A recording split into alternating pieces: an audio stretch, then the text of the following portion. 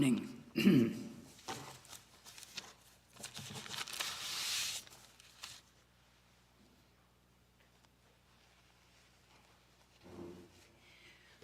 Om Asato Ma Sadgamaya Tamaso Ma Jyotirgamaya Mrityomritam Gamaya Avir Maedhi Rudrayate Dakshinangamukham Te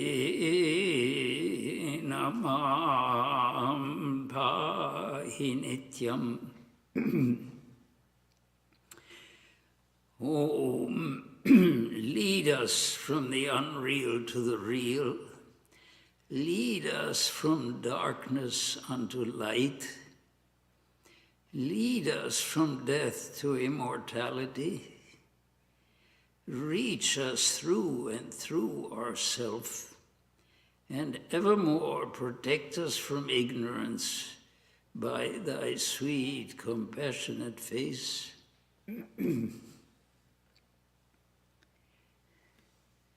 Let us sit quietly a few moments and meditate on the Supreme Spirit in any way we please.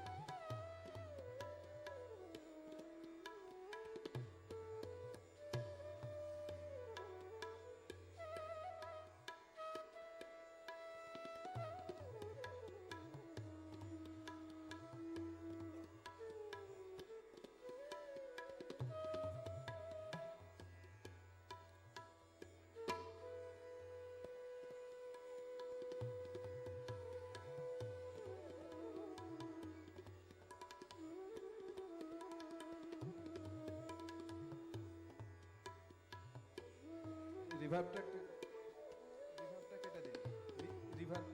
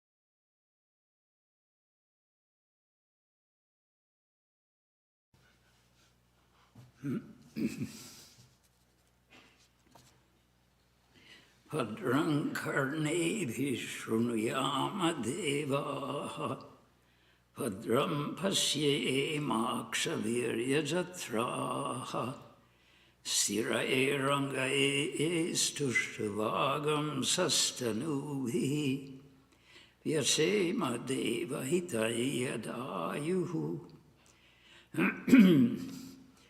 May we hear with our ears what is auspicious.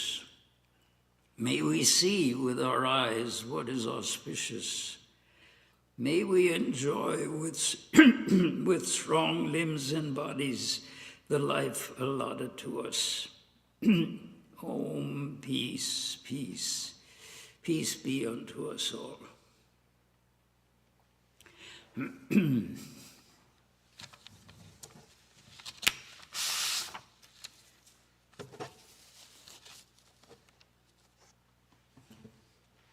So the first message is Happy Easter.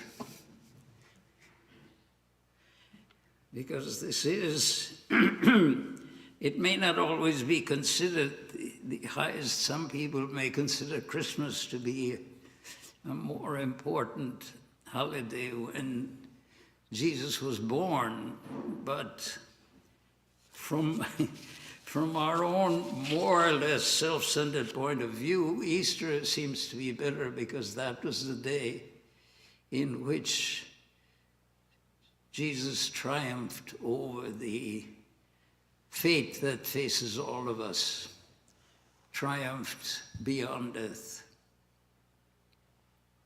So, in a way, this is the holiest day of the year as far as the Christian countries are concerned. And for us also, we share that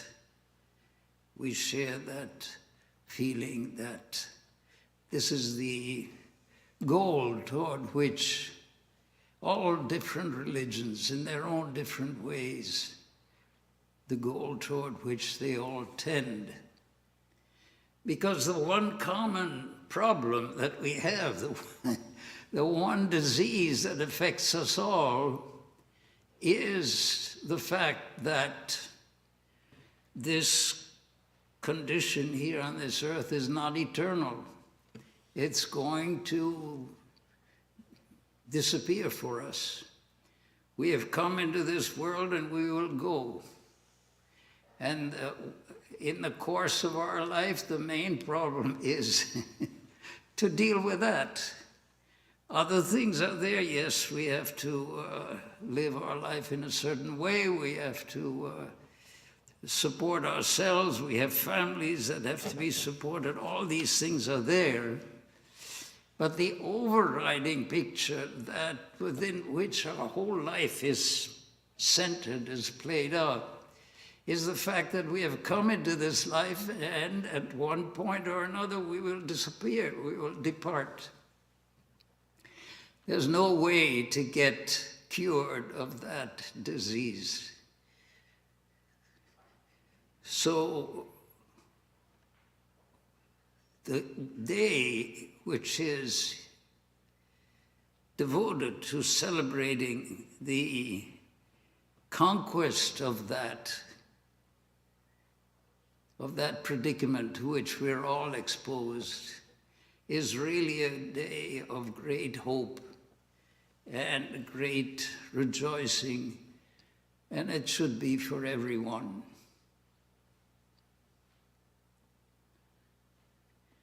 Because Jesus said that he would go to his Father. In other words, he would transcend death.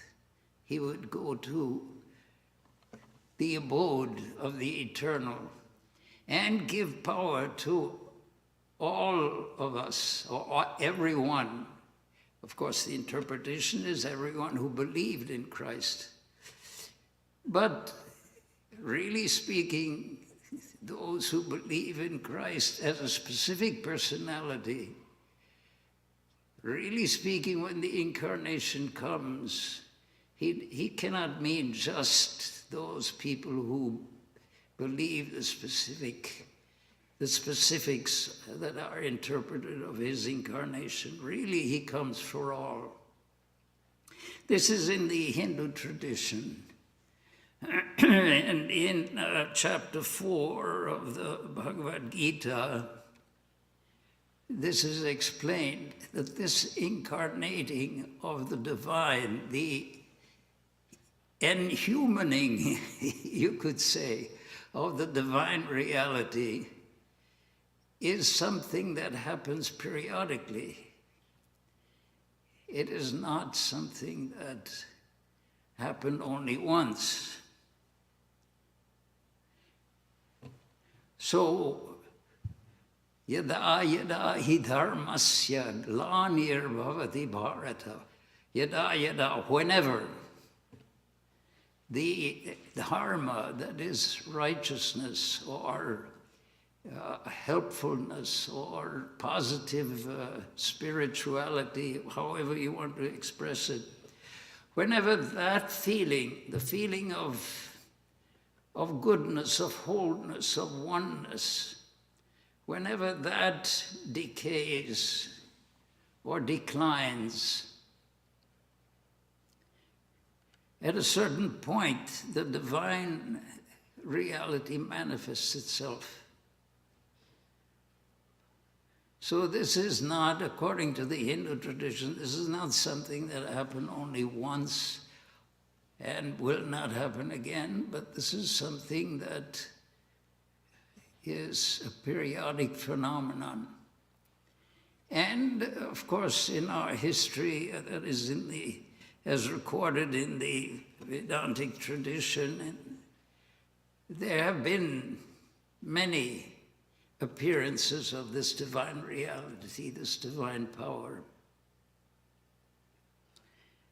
And so we celebrate the arrival of Rama, the arrival of Krishna, the arrival of Buddha also. Buddha, in some Indian tradition, is called the 10th incarnation of God. Of course, the Buddhists may or may not see it that way, but anyway, in our tradition, it is determined to be part of that line of reappearance. And this is totally understandable. I mean, if there is a supreme reality, a supreme power that is all wisdom, all benevolence, then it is impossible in the human way of thinking to consider that such a phenomenon should happen only once in history. And of course, even in some of the Christian traditions, they talk about the second coming of Christ. So that idea is not absent from the Christian tradition either, but it's made very explicit in terms of the Indian tradition, where we have Rama and Krishna, and also Buddha is included. So anyway, the idea is that this world is not like a toy that you wind it up, you set it in motion and you leave it and you forget about it. Eventually it'll run out of power and it'll simply dry up and disappear. That's not the way things are organized in this world according to these spiritual traditions. That which brought us into being is constantly concerned and watching and hovering over, like a mother bird hovering over her young chicks. There is that power, that divine principle, that having given birth to all of this, it continues to monitor it, it continues to guide it. And when the situation gets too bad, then it reappears. It comes to reset the clocks.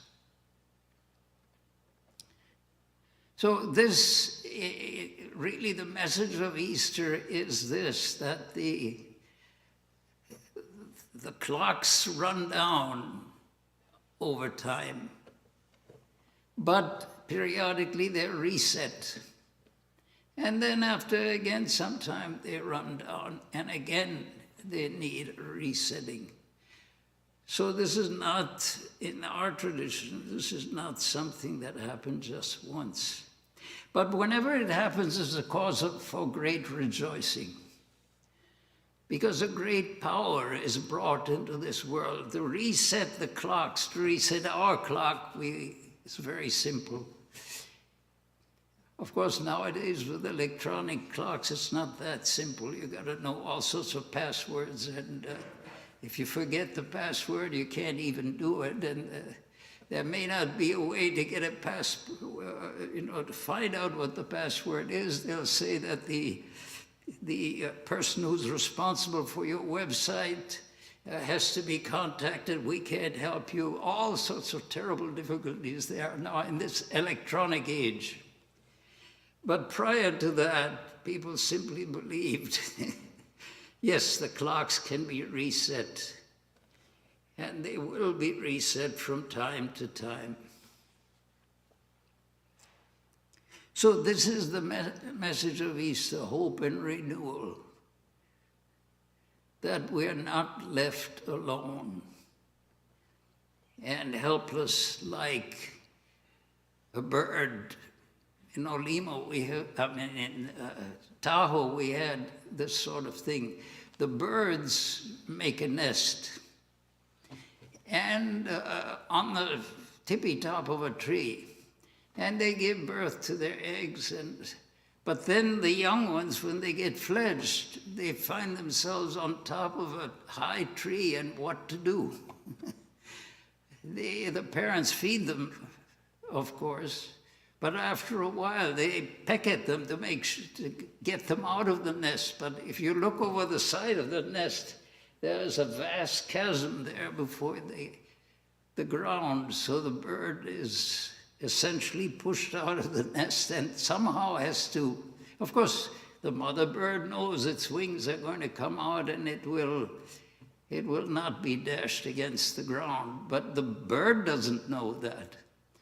So we are in that same situation. We don't know exactly where we are in terms of history or how close we are to this determining what our true nature is, to this remembering what we really are, that we are not this mortal being is only a temporary manifestation, but inside ourselves, in our own being, is that infinite reality, the Atman, the truth, whatever name you want to give it, that is immortal, infinite, and eternal. We don't know that.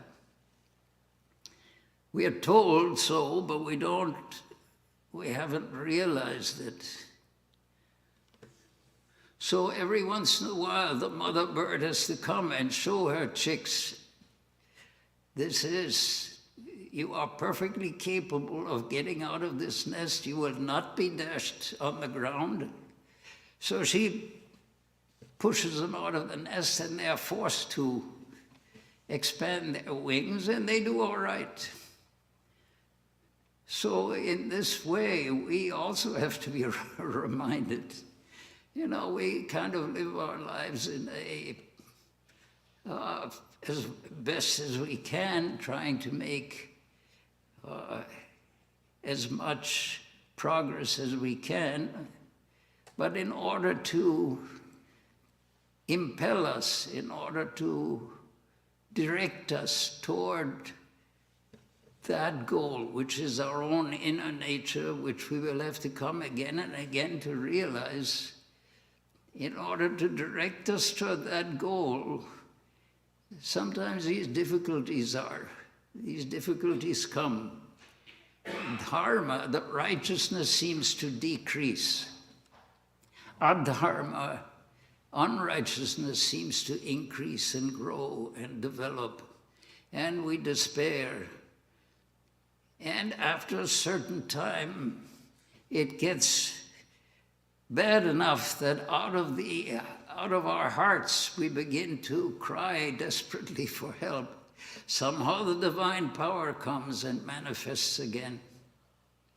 So, whenever righteousness declines and unrighteousness begins to develop extensively, tadatmanam srajamyaham, I manifest myself. For what do I manifest myself? Paritranaya sadhunam, for the protection of the sadhus. That means not just monks are called sadhus, but we're all sadhus in that sense, that those who are good, for the good people, for those who are devoted to righteousness and who are devoted to finding and understanding and experiencing the basic reality, which is at the heart of all manifestation. Then that power manifests itself to give energy, to give power, to give impulse to the forces that will tend to elevate that. So, paritranaya sadhunam, why does the incarnation come? For the protection of the good. Vinashaya chadushkritan, for the destruction of the wicked, or for the destruction of wickedness. In other words, for the manifestation of goodness, of holiness, of that which is positive.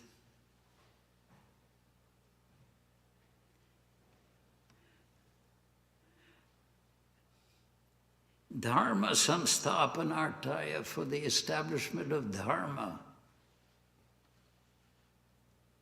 Sambhavami yuge yuge, yuge yuge yuga, each from yuga to yuga I manifest myself.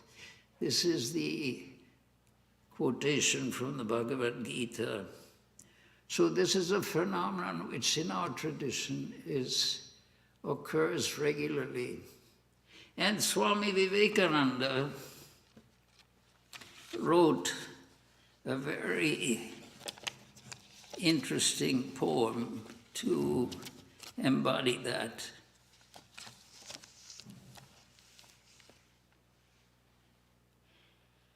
And it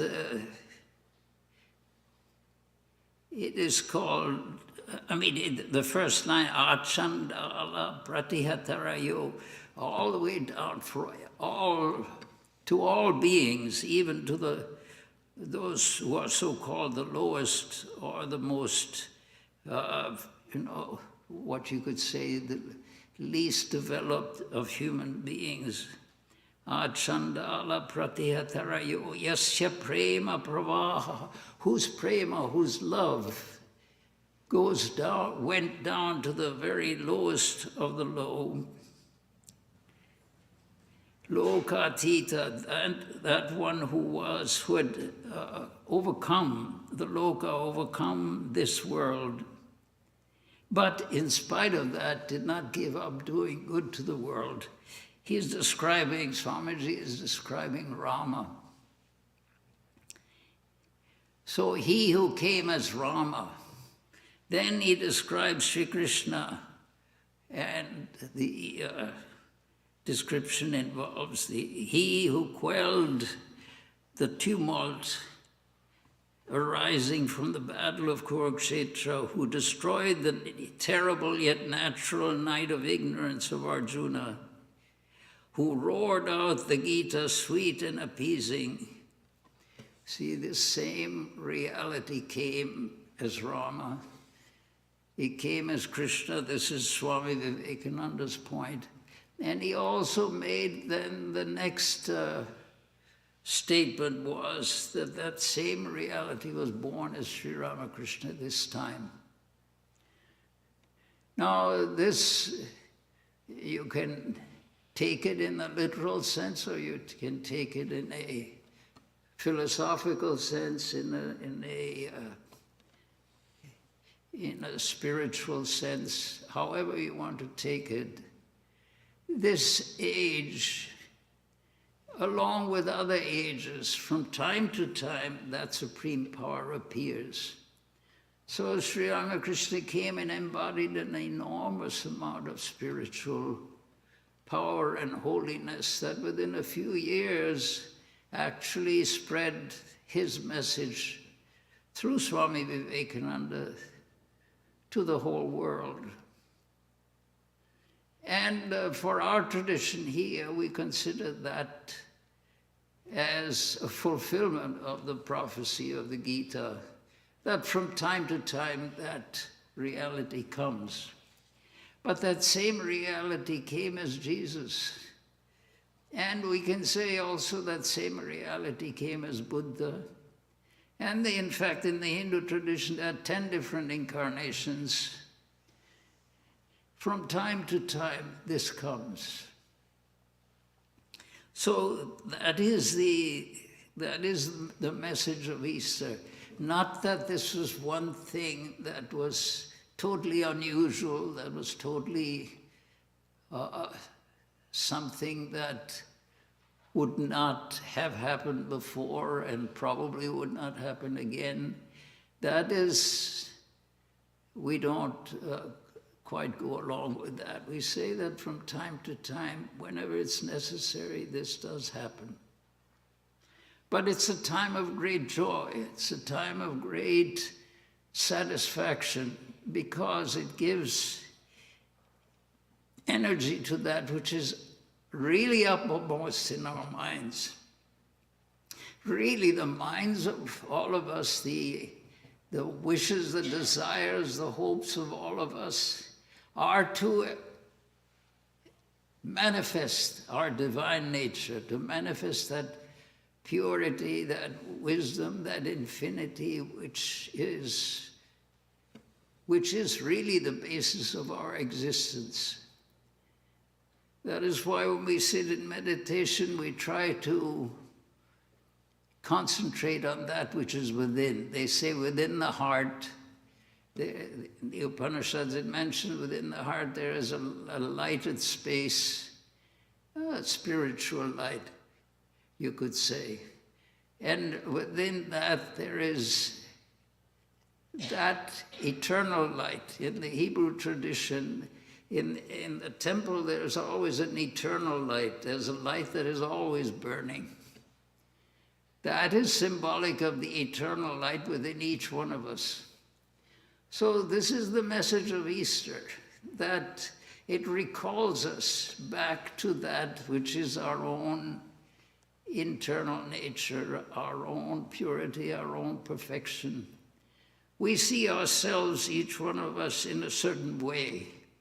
Everyone recognizes that we each have certain advantages, certain things that make us, that cause us to feel to be outstanding in certain areas.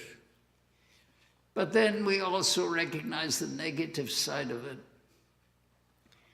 The message of religion is, but beyond that which is limited, beyond that which appears good on the surface or evil on the surface, beyond all changes, there is something which never changes. There is a divine presence within our hearts which never changes. It was never brought there. It doesn't require any effort on our part to bring that about. That is our natural condition. At the heart of our being, there is an infinite, eternal perfection. That is the message of the Upanishads. That is the message of all the scriptures. Really, the Spirit of God where will you go for the Spirit, to find the Spirit of God? The Spirit of God is within you. This is also the message of Christianity. So this is the hope that again is enkindled in us when we think about Easter. And of course, when we think of Christmas in the same sense, but Easter specifically, because this was the conquest, specifically the conquest of mortality. Christ put it quite very clearly when he said, I and my Father are one. So when he transcended death as he did on the cross, this is the same as the Father. This is the message of God. And that he would enable all of those who followed him, who followed these principles, to become children of God. So this isn't something that was meant only for Christ, that he will be resurrected. It is meant that anyone who searches for that Christ nature in himself or herself will find it. It is there. This is the Atman, Sarvam Khalu Idam Brahma. All of this, everything that appears to be changeable, everything that appears to be temporary, is underlain by a principle which never changes. Everything that we perceive that changes in this world is seen by a reality within us which never changes. How is it possible for us to see that which constantly changes? Only if there is something within our consciousness which never changes. If you're trying to write something, you have to have a piece of paper which does not change, which accepts all of the things you write. We have our consciousness which never changes. We are born, and eventually, as we grow and so forth, eventually we die. This is the fate of all human beings, of all animals, of all existence, of all manifestation. Everything that manifests at one time, at another time will be unmanifested. But that which is manifesting, that is unchangeable and eternal. This is the message of all religions. And it is because of that, because that is being emphasized by Easter, by the rising of Christ, that he triumphs over death, he triumphs over all qualities, over all manifestation, because he knows that within himself, he is the Son of his Father, he is one with the Father. I and my Father are one, Christ himself said that. So this is a message for us also. We and that infinite reality, whatever name we give it, if you call it the Father, if you call it Atman or Brahman or whatever name you give to it, within each of us there's a reality which never changes. Every moment of our life, everything is changing around us. But it is seen on a screen which never changes. You could not really detect change unless there was something unchangeable that enables you to see that. So this is the message of Easter, this is the message of renewal. And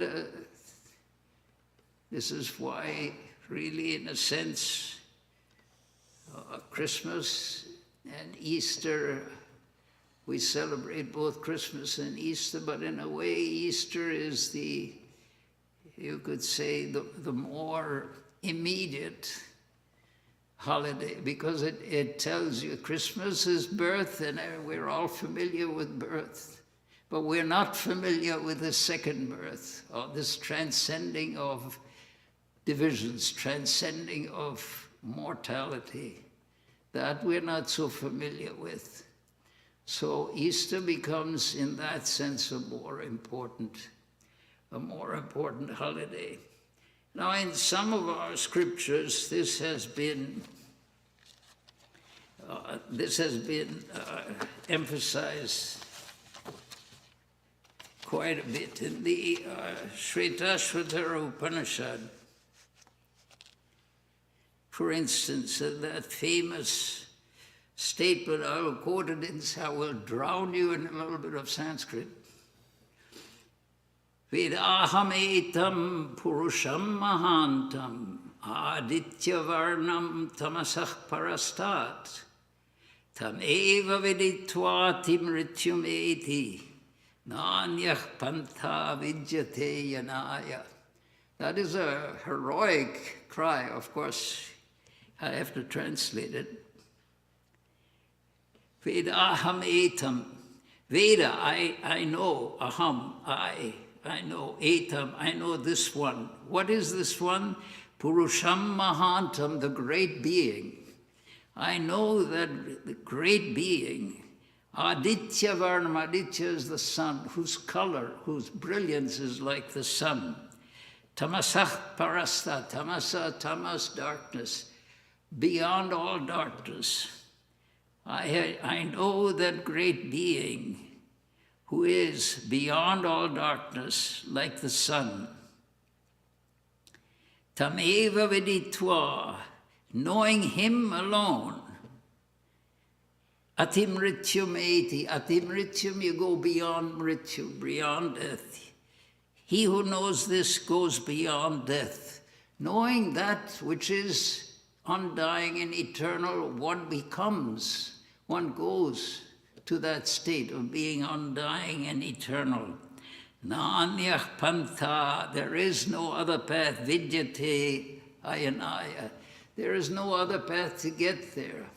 By seeing the eternal, by becoming, by realizing the existence of the eternal, by becoming one with that, or conscious of that eternal, that which is eternal, we ourselves become eternal. That is the way to go beyond multiplicity And the basic principle of all religion is that there is a reality beyond multiplicity. There is a reality that is eternal. The great problem of our life is that we will die. But there is something which does not die. This is the message. Otherwise, religion would be just an ordinary thing. What makes religions of all kinds eternal is that they make this statement. There is something that is beyond religion. There is something that exists, which one can reach, which one can become, which one can be one with. Being one with that reality, that which goes to death will go to death, but there is something within us which will not die, which is one with that eternal reality. Vedaham etam purusham mahantam. So this is the seer of the Upanishad makes that statement that he has realized that great being who shines effulgent like the sun beyond all darkness. One passes beyond death only by realizing that. There is no other way to escape from the circle of lives and deaths. The very fact that we cannot die, the immediate implication is that whenever death appears, that which dies is the body. But the being, the consciousness, does not die.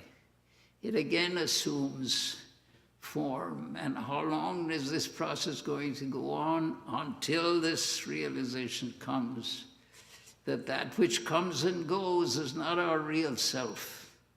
Our real self, our real being is that which has never come and will never go, can never go. It is the permanent existence.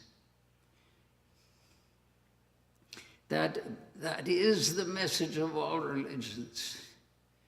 Each religion phrases it in a different way, and different paths are recommended for reaching that. But the whole purpose of religion is to show that beyond this universe, where everything comes and goes, this universe is built on the background, with a background that never changes.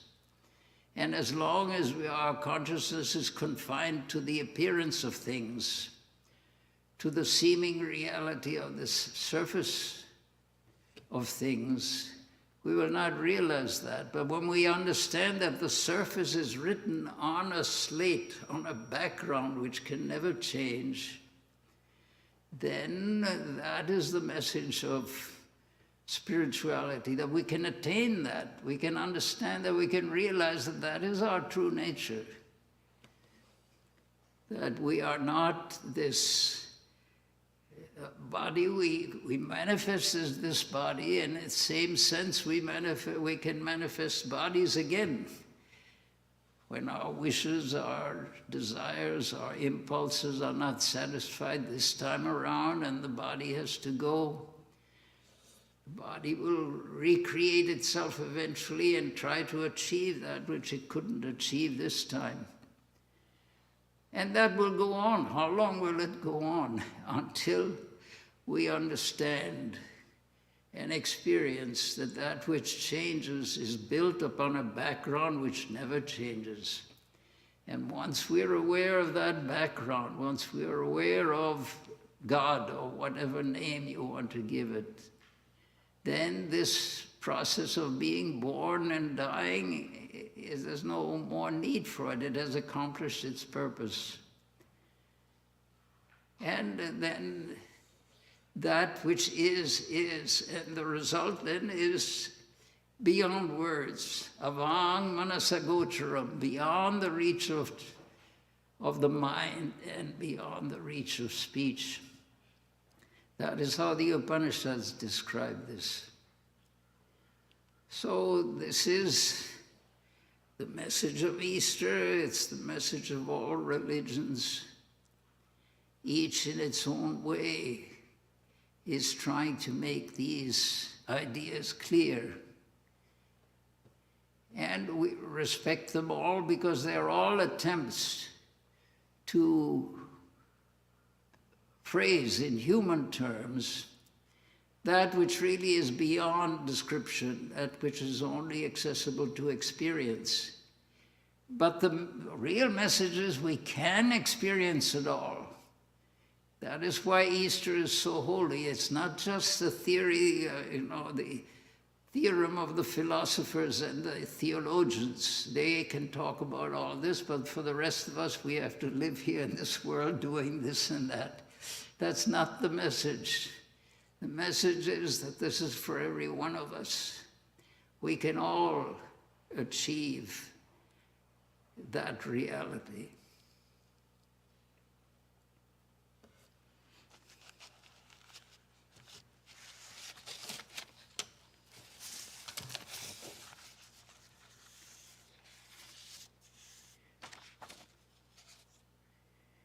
The subject for next Sunday is spiritual solutions to contemporary political problems, part 1. It'll be given in two, I think they're just 2 parts. This talk will be given by Swami Vedananda. On Sunday evenings, Swami Vedananda holds an online class at 6 p.m. on the foundational texts of Indian philosophy. The Zoom and YouTube links are available on our website's homepage, as well as in the monthly email bulletin. On Wednesday evenings, we have Vespers with meditation at 7:30 p.m. in this auditorium. On Friday evenings, Swami Vedananda holds a scripture class at the Old Temple at 7:30 p.m. Please use the auditorium entrance on Filbert Street. The current text for study is the Bhagavad Gita. The class is also streamed on YouTube and on Facebook. Your cooperation in wearing a mask is greatly appreciated. If you would like to make an offering, a collection plate will be available on the cart at the door as you exit. There's also a mounted offering box near the auditorium door in the foyer. You and your friends are cordially invited to attend all of our services. After the lecture, there will be a question and answer session in Vivekananda Hall, and all are welcome.